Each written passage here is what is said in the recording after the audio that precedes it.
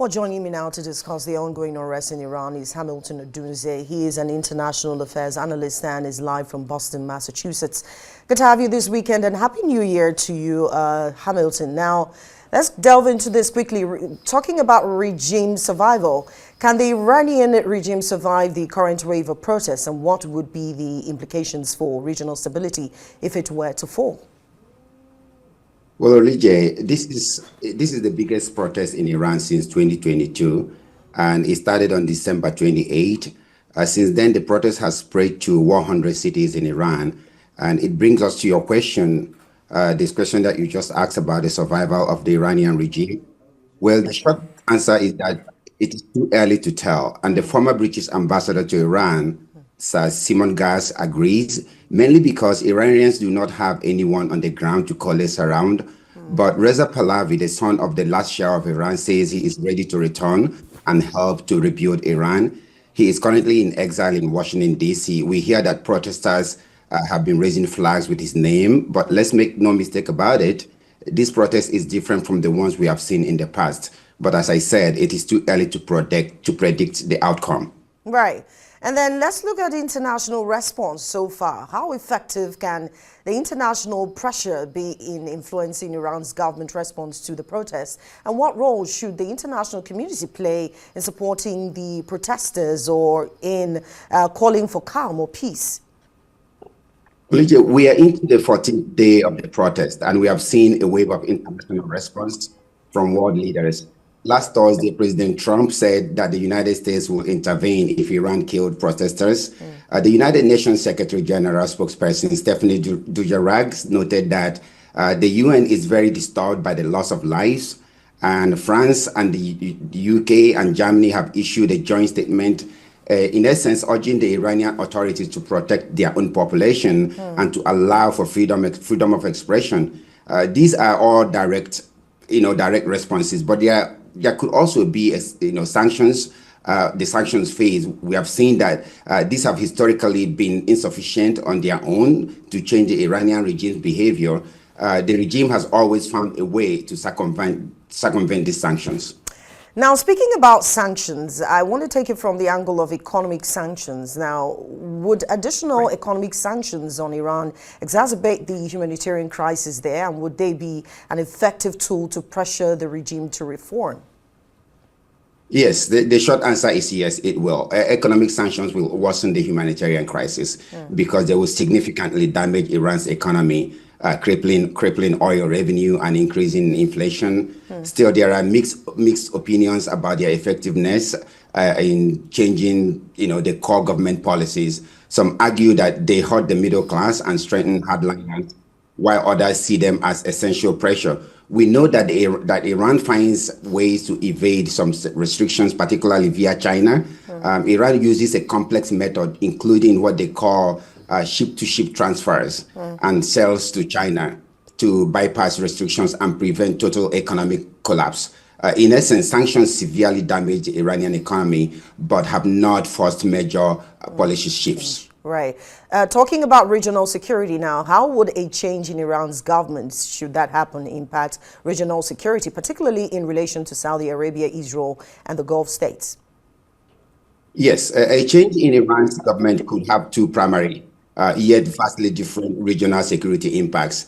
Either a period of intense instability and potential civil war in the short term, or a potential long-term shift towards a more stable, less confrontational regional dynamic.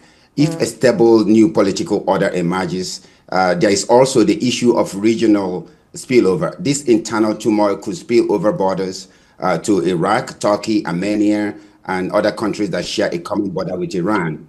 In the case of Saudi Arabia and Israel, a change in government could shift regional power dynamics from rivalry to cooperation if a more moderate secular government emerges. In essence, Saudi Arabia, Israel, and many of the Gulf states would benefit from a more stable and non-ideological Iran. So, Hamilton, let's talk about nuclear deal implications in all of this. We know the reason why Iran is on the chopping block. How do the protests affect Iran's nuclear negotiations, and will the change in government impact the country's nuclear ambitions? Yes, it will. The current protests in Iran, driven by a severe economic crisis, worsened by sanctions, complicated prospects for a revival of Iran nuclear deal. The unrest has internal pressure and uncertainty, making all parties cautious about re-engaging in negotiations. Remember, the talks stalled in June 2025 following the U.S. strike on Iranian nuclear sites. The current situation makes it challenging to resume meaningful talks, at least in the short term. But the United States has rejected a proposal to renew negotiations. The uncertainty surrounding the regime can also make it challenging to start a long-term nuclear negotiation. In essence, the protests have exposed deep cracks in Iran, making it highly unlikely that a breakthrough on the nuclear issues is presently possible. So, going over to leadership dynamics here, how might the protests impact the power dynamics within Iran's leadership, particularly in relation to Ayatollah Khamenei's succession? I know that he's talking tough, drawing the attention of the UN Security Council to, caution the U.S., but we know that the U.S. acts upon what Trump says. I mean, they pulled away from the UN, so they don't belong there. But how would the change in power, affect Iran's leadership? Yes, the ongoing protests sparked by economic crisis are now evolving into anti-regime sentiments. The protests significantly challenged the leadership dynamics by exposing deep legitimacy gaps and forcing a struggle between and hardline coalition, which is Khamenei's stance, and softer approaches. Internal divisions weaken the state's ability to respond effectively and also strain its control. The protests reveal that the ruling elite, including Supreme Leader Khamenei and the President Pezeshkian, have lost significant public trust, with many viewing the system as corrupt and mismanaged.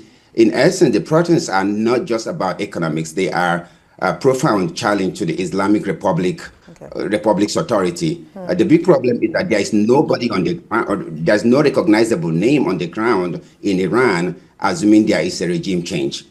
So let's talk about this to a broader perspective before I let you go. Would a change in Iran's government lead to a reduction in its proxy wars in the region, such as in Syria, in Yemen, and Lebanon? Yes, Olija, it depends on what happens, right? A change would likely diminish or alter, but not necessarily end the proxy wars in Syria and Yemen. The extent of the change largely depends on the nature of the new government and whether the key proxy groups can survive independently. Several scenarios could play out.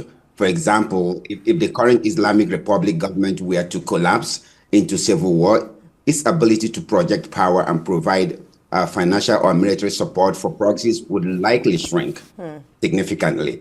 In this scenario, groups like the Houthis in Yemen might survive in some form, but will lose a vital source of support. A new Iranian government will likely have different foreign policy priorities, potentially shifting away from aggressive proxy wars. Right. Thank you so much, Hamilton Odunze, for joining us on The World today. He's an international affairs analyst, joined us from Boston, Massachusetts.